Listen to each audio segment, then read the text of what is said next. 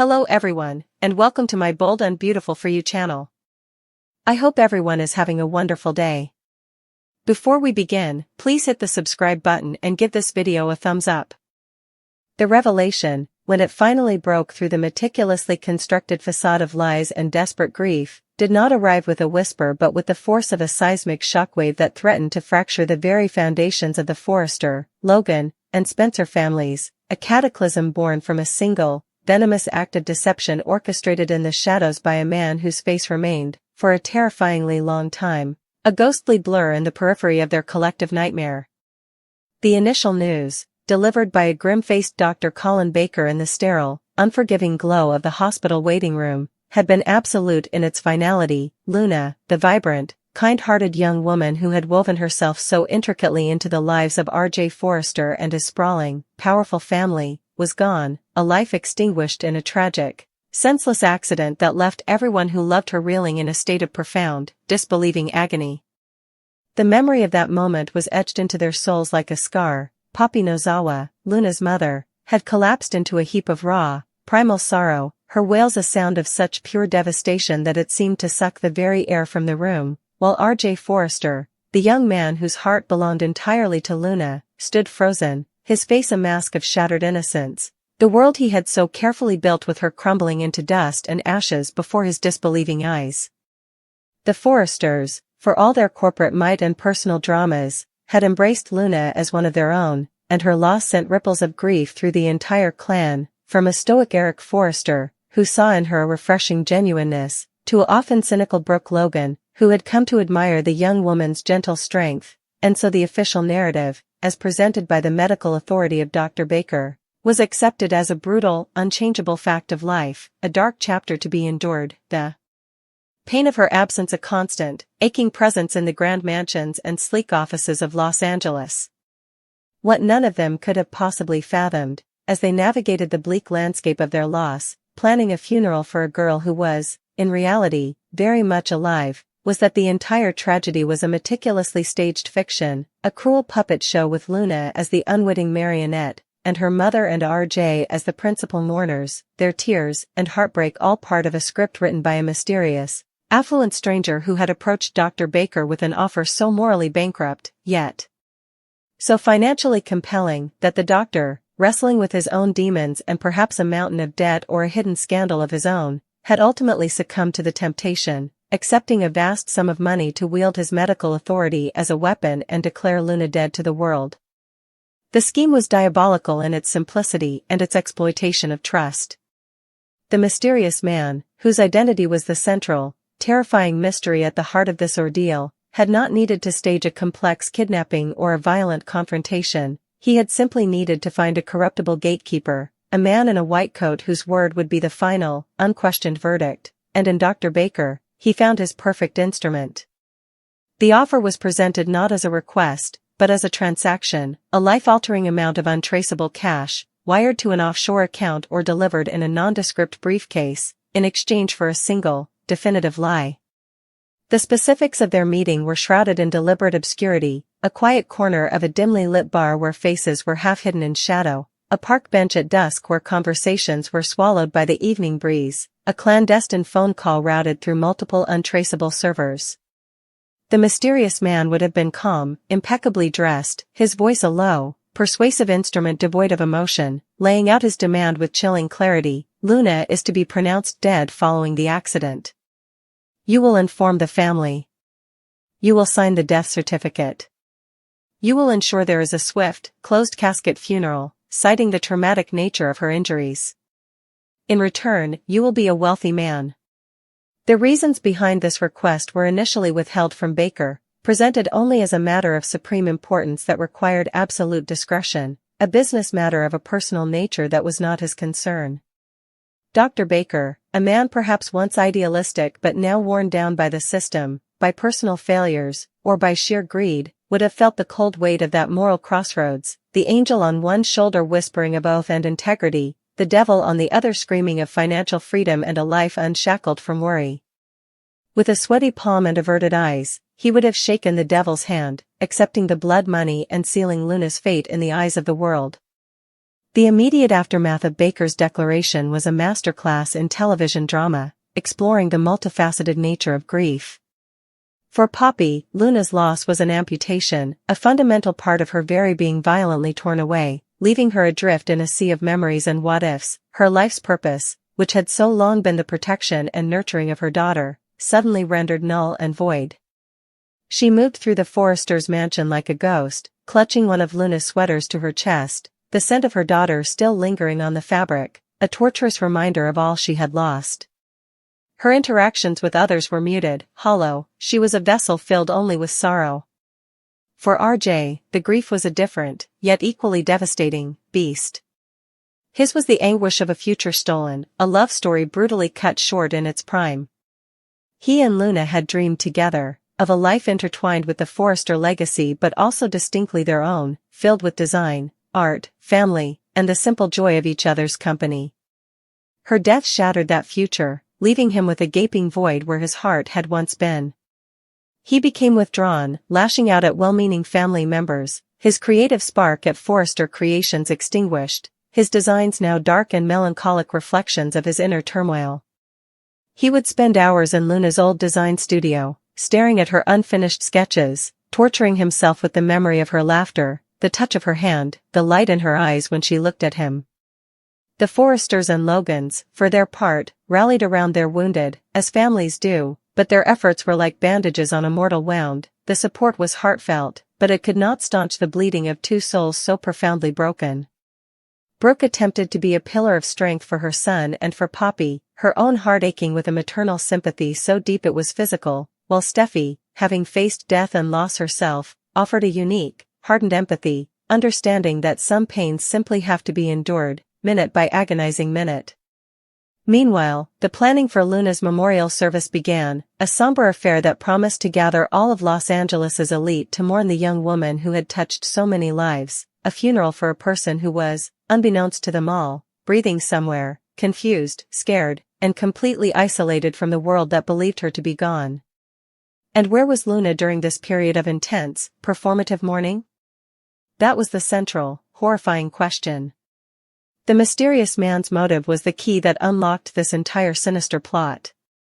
The most compelling and most sinister possibility was that he was not a stranger to Luna at all, but rather her biological father, a man from Poppy's long-buried past who had somehow discovered he had a daughter and, driven by a twisted, possessive form of love or a desire to control his legacy, had orchestrated this entire charade to claim her for himself. Imagine Luna, waking up in a luxurious but unfamiliar room, disoriented from the accident and likely sedated, to find a man she did not know sitting by her bedside, a man who would explain to her, with a calm, chilling certainty, that her old life was over. He would spin a web of lies, telling her that the accident had been more severe than she realized, that her mother and RJ had been killed, that there had been a terrible fire, any number of catastrophic fabrications designed to sever her emotional ties to her past. He would present himself as her savior, her only remaining family, a protector who had rescued her from the ruins of her former existence. He would isolate her, cutting her off from all news, from the internet, from any contact with the outside world, creating a carefully controlled reality in which she was dependent on him for everything, for information, for comfort, for her very survival. In this gilded cage, he would work to brainwash her, to methodically erase Poppy and RJ from her heart and replace them with himself, using a combination of feigned affection, psychological manipulation, and complete information control to reshape her identity. He would tell her that her memories of her mother and RJ were a source of pain, that clinging to them was preventing her from healing, and that he, her devoted father, was the only one she could trust. Luna, in a state of shock, grief, and physical vulnerability, would be terrifyingly susceptible to this gaslighting on a monumental scale, her reality warped until she no longer knew what to believe, her love for RJ and her mother becoming a source of confusion and guilt, a betrayal of the man who claimed to have saved her. Alternatively, the mysterious man's motives could have been rooted in a vendetta, not against Luna, but against the Forresters or the Logans. Perhaps he was a rival business magnate, like Jack Finnegan from a Dark Mirror universe, or a forgotten enemy from Bill Spencer's cutthroat past, seeking to inflict the deepest possible wound, the loss of a child, as the ultimate form of revenge. By making Luna's death a public fact, he could revel in the spectacle of their suffering from the shadows, watching as Eric's health declined under the stress, as Ridge and Brooke's marriage strained under the weight of shared grief, as Steffi and Thomas were haunted by the fragility of life, and as Bill Spencer was forced to confront a tragedy his money and power could not fix.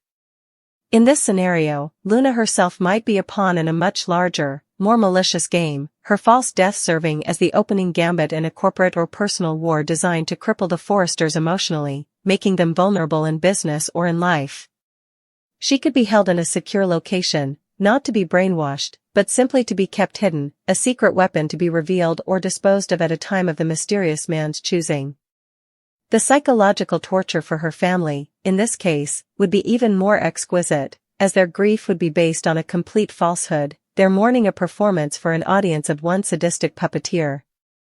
The mystery man would derive a perverse pleasure from reading the obituaries in the Los Angeles Chronicle, from seeing the tear-streaked faces of his enemies on the society pages, knowing that he held the power to reverse their despair with a single phone call, a power he had no intention of wielding until his vengeance was complete. The unraveling of this horrific lie would, of course, begin with the smallest of threads, a detail so minute that anyone less emotionally invested would have missed it entirely. For RJ, in his grief, the human mind seeks patterns, it clings to inconsistencies as a way of defying the unacceptable finality of death. He would replay the moment Dr. Baker delivered the news, over and over again, and he would remember a flicker in the doctor's eye, a hesitation before he signed the form, a bead of sweat on his temple that seemed out of place in the air-conditioned chill of the hospital.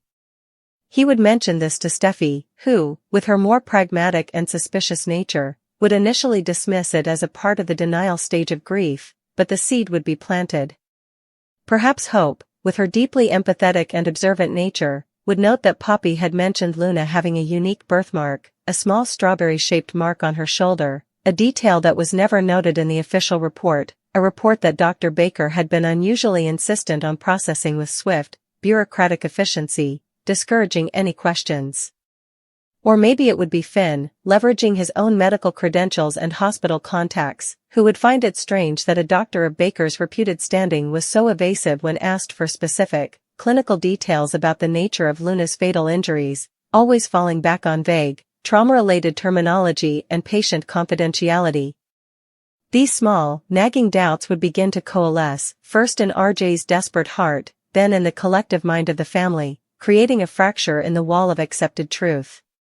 RJ, transforming his grief into a furious, single-minded determination, would become a man possessed, refusing to let go of Luna, not in memory, but in the tangible, burning belief that she was still alive.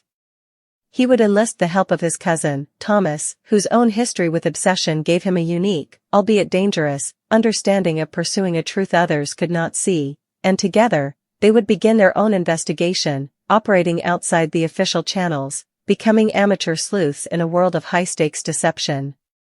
The confrontation with Dr. Baker would be a pivotal, tense scene, a masterpiece of dramatic pressure. RJ and Thomas, or perhaps Ridge and Bill Spencer employing a more intimidating approach, would corner the doctor, not at the hospital, but in a more vulnerable setting, his home, his favorite golf club, a quiet restaurant. They would not accuse him outright at first, they would instead present their inconsistencies, watching him closely. They would see the panic flash in his eyes, the slight tremor in his hand as he reached for his glass of water, the overly rehearsed, defensive answers he provided.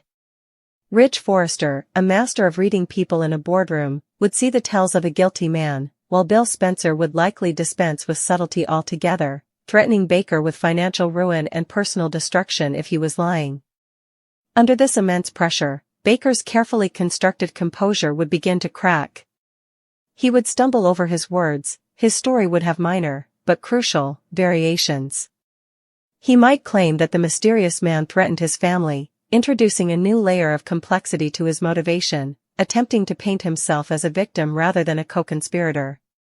But the truth, that he had sold his medical license and his soul for a pile of cash, would be inexorably squeezed from him. The confession, when it finally came, would be a torrent of relieved shame and terror. He would reveal the meetings, the money, the cold, calculating demeanor of the mysterious benefactor, but crucially, he would be unable to provide a name or a clear motive. The man was a ghost, a wealthy, powerful phantom who had used Baker as a disposable tool. This confession would be both a triumph and a fresh hell for the family. The elation that Luna was alive would be immediately tempered by the terrifying reality that she was in the hands of a dangerous, unknown individual with an unfathomable agenda. The false grief would instantly transform into a frantic, desperate race against time. The search for Luna would now become the sole focus of every resource the Forrester, Logan, and Spencer empires could muster. This is where the narrative would expand, becoming a cross between a corporate thriller and a missing person drama. Bill Spencer, leveraging his vast wealth and questionable connections, would fund a private investigation of global scale, hiring digital forensics experts to trace the untraceable payments, and surveillance teams to watch Baker in the hope that the mysterious man would make contact again. Ridge and Brooke would use their extensive social and business networks, discreetly inquiring about any new, reclusive figures of immense wealth who had recently appeared in Los Angeles or its surrounding areas. Steffi and Finn would use their medical knowledge to theorize about how and where Luna was being kept, considering the logistics of keeping a young woman sedated or compliant for an extended period. RJ, however, would be the emotional engine of the search. Driven by a love that had proven stronger than even death itself, he would become relentless. He would pore over Luna's past, questioning Poppy repeatedly about her history, about any man from her past who might have shown an unusual interest, any brief relationship that could have resulted in a pregnancy Poppy had kept secret.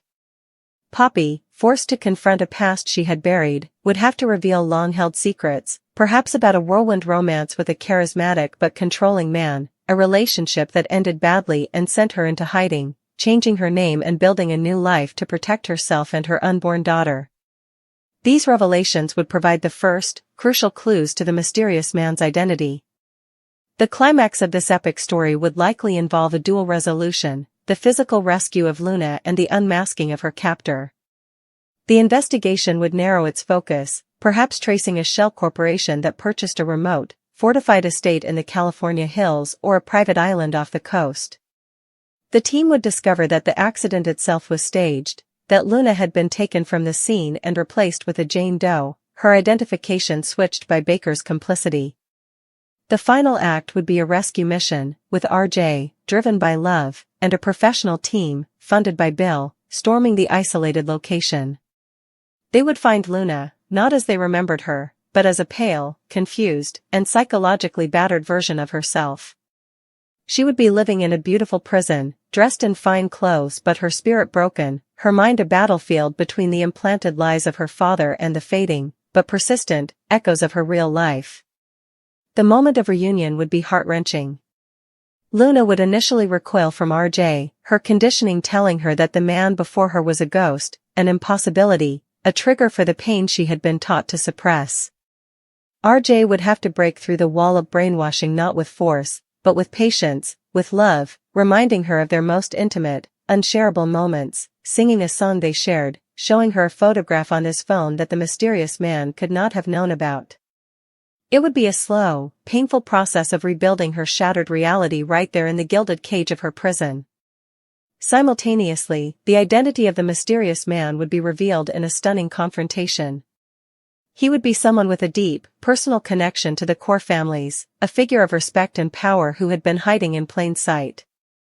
The most dramatically satisfying reveal would be that he is, indeed, Luna's biological father, a man like Vance Walters, a media mogul with a grudge against Bill Spencer, or even a previously unknown relative of Sheila Carter, whose capacity for evil and obsession knew no bounds. The confrontation would not be physical, but verbal, a battle of ideologies and wounded histories. He would justify his actions not as kidnapping, but as salvation. He would claim that he was rescuing Luna from the corrupt, drama-filled world of the Forresters and Logans, from a mother he deemed unfit, from a life he saw as beneath her true potential. He would portray himself as the victim, the man robbed of his daughter's childhood, who was only claiming what was rightfully his. His wealth and power had warped his sense of morality, allowing him to believe that he could buy and shape a human life as if it were a business acquisition.